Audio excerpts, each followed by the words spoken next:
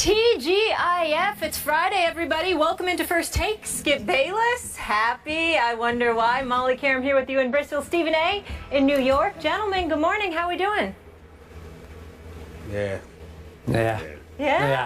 You know what, Stephen A. Smith, I got to tell you, as Thursday night football games go, that was a great game to watch. Wouldn't you agree? You know what, Skip? I would tell you something very, very derogatory, but we're on the national airwaves. Plus, I love you, so I'm gonna let it go. But you already ticking me off. You know what you're doing, but it's all right. Push that button. It's all right. Yep. All right. Yeah, I know you are. Yep. I know you. You don't need to push the button this morning, Skip. Yeah. All right. Trust me. The Yankees Steelers did that all by won. themselves. Yeah. Come on, what about your Yankees? There should be a half smile. About the Yankees. Miss Connecticut, do not get on my nerves. Do not listen to Skip and get on my nerves like he's doing right now. Don't y'all get on my bad side anymore. The Steelers did enough. Okay. Y'all better stop. All right. I accept my crown and sash next time you're in Connecticut, my great state. All right, let's work.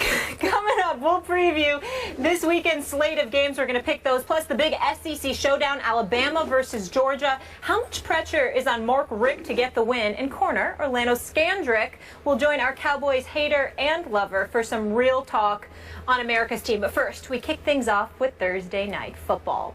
Baltimore rallied from a 13-point second-half deficit to beat Pittsburgh on the road for their first win of the season. The Steelers went for it on fourth down twice in overtime, but couldn't convert. Justin Tucker made a 52-yard field goal with 5:08 left in OT to give the Ravens a 23-20 victory. Here's Michael Vick. Probably one of the toughest losses of my career.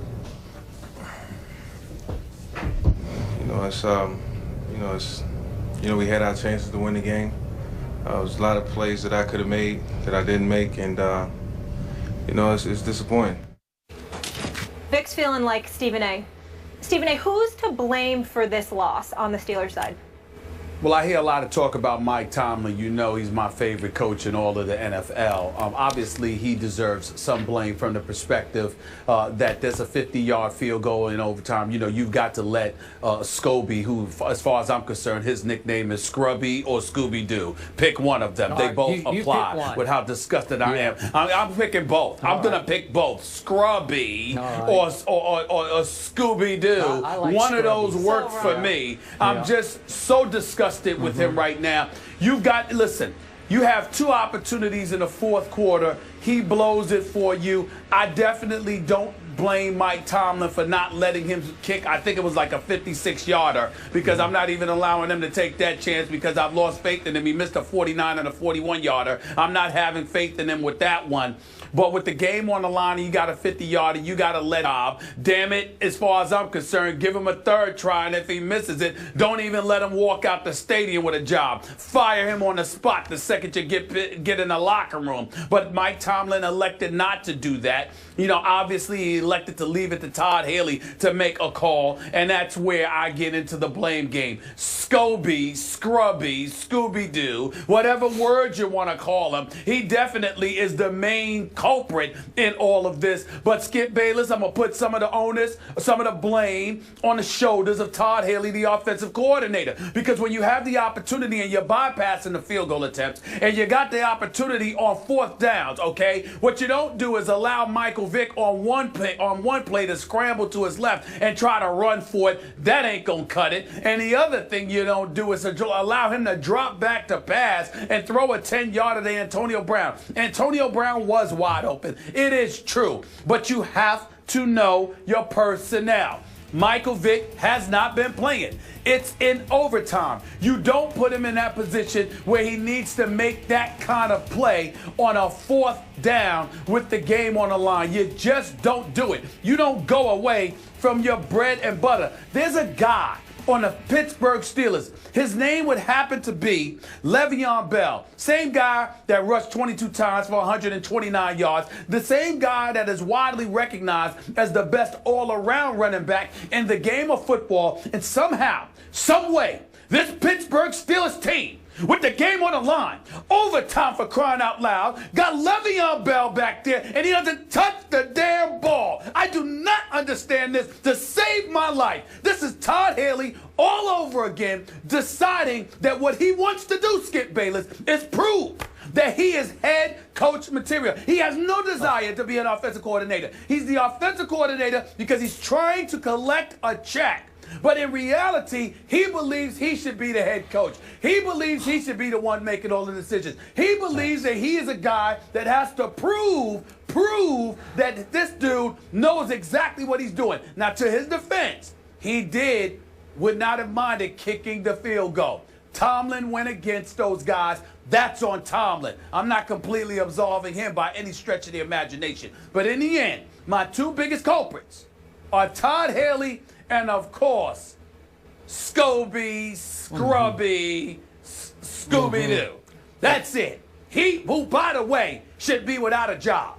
And I want to know who's the person that made the decision to go to the Jacksonville Jaguars to get a component from their moribund franchise to bring on to the Pittsburgh Steelers. That's just sacrilegious in and of itself. Just go ahead. Just go ahead. I don't even talk about it no more. Just go ahead. So you are blaming, in the end, the offensive coordinator and the new just traded for kicker for what happened last night to your Steelers at your stadium. Am I right about that? Did I stutter? Did I stutter? But you asking me a question. But just go ahead and speak. Don't ask me anything right now. Skip that talk. I don't feel like talking about it right now. We gave like one ounce of blame to Mike Tomlin, but I only heard 1 ounce. Okay, allow me first. It's a little more than 1 ounce. But go ahead. All right. Allow me first to address Josh Scrubby, if you will. Josh Scobie kicked for 11 years for the Jacksonville Jaguars, is the all-time leading scorer for that franchise, and has a reputation as one of the more clutch kickers in all of pro football. In his career, Josh Scobie is 5 for 5 on what I would call walk-off kicks, kicks that were going to win or lose the game in the last minute. Can I ask a question? Can I interject? Yes. Can I interject? Yes. Who has missed more field goals than Scobie since the start of the 2014 season? Since start a year 2014. A year and 4 games now. Who's missed more field goals than I assume you're going to tell me Scrubby? nobody. Who? Nobody. Thank you. Okay. Nobody. Now I don't care. What have you done for me lately? I'm a Janet Jackson fan. What have you done for me lately? Okay. Nothing. Yeah. You said nothing. Don't nothing. It'll cost us. Okay. Now, I'm going to ask you this. What is by far the most difficult field to kick on in the National Football League? And it's not even close. Heinz Field. Because at Heinz Field, since it opened in 2001, on kicks of 50 or more yards, only 28.6% have been made. Think about that. Only 28.6% of kicks of 50 or more yards. Wow. On all other stadium and all other turfs all around the world, wherever the NFL might play, Wembley Stadium in London, all those, the average make from 50-plus yards is 57.6. So it's 30% more chance of making a 50-plus yard field goal anywhere but Heinz Field. Bottom line, he was kicking into that tricky wind late in the game, going into overtime. And was I surprised he missed from 49 yards? I was not. 41 is about a 50-50 endeavor on that field against that wind, that tricky crosswind, and he missed it. And I give you that one. That was a tough one. But in the end, I do not blame Mike Tomlin for saying 50, I don't think so. But here's where I do blame Mike Tomlin. And I'm on record, so I'm not being 20/20 hindsight here. We have both agreed that the only place where Michael Vick would have landed one last shot was with Mike Tomlin in Pittsburgh. And I give Mike Tomlin props for doing that because he loves him some Michael Vick. He holds Michael Vick in awe for all that Michael has accomplished on the field and off the field with the redemption that he was able to achieve post-prison sentence. So to me, Mike Tomlin last night let his heart take over for his head because twice in critical moments, I think it was Mike Tomlin's final decision to put the game in Michael Vick's hands. Let him run for it and then let him throw to Antonio Brown. That's the head coach's call on how you're going to attack a fourth down play. I could be wrong about this, and we may never know the exact truth of this, but I don't think that was Todd Haley's call. I think it was already preordained in Wednesday meetings that we will do this on fourth down and short or some big goal line play. And I think he wanted the ball in Michael Vick's hands, maybe in part because Mike Tomlin is hanging on to the past of what Michael Vick used to be, because we all know it was the greatest show on turf was actually Michael Vick. Once upon a time, and I thought last night Michael Vick was sensational by his late career standards that we've seen over the last 2 years in the first half. What a sensational half he played. He threw a touchdown pass that Antonio Brown couldn't hang on to. It was a beautiful throw. But over the time, as he wore down a little bit in the second half, maybe it's conditioning, he lost his accuracy. All the way through the second half, they had 62 total yards in the third and fourth quarter. That's not good enough. You're not going to hold off your division rival, as beat up as it is, with 62 yards of offense. And finally, why then, as Michael Vick has cooled off, would you put the game in his hands? You got to blame Mike Tomlin for that, because he's the one who brought him in. Todd Haley didn't bring Michael Vick there. Mike Tomlin did. And again, I admire the heart of it, but I can't go along with the head of it, because it's the wrong. You're exactly right. You have to at least give the ball to Le'Veon, or hope that you run the kind of play where you're going to get the ball successfully into Antonio's hands. That was a little bit of a dicey throw, because he had to throw it across his body into the flat, and he'd lost his accuracy, and we know the rest of the story. So why would Mike Tomlin choose Michael Vick on those two plays? That's just me. Well, listen, again, you and I disagree from the perspective that I think that it was Mike Tomlin's call not to kick that field goal, but I think the play calling was left to Todd Haley. And whether it was planned earlier in the week or made just impromptu at the moment that the game was unfolding, here's what I don't like. When you look at a guy like a Michael Vick, for example, that play was tailor-made for Big Ben. With Antonio Brown out on the flat, he's wide open. You're a right-handed quarterback, particularly with the size and arm of a Big Ben. That's a completion. That's a first down. Even though Antonio Brown did drop a bomb from Michael Vick earlier in the game, which was a devastating thing for me to see personally. But let's be clear about something here.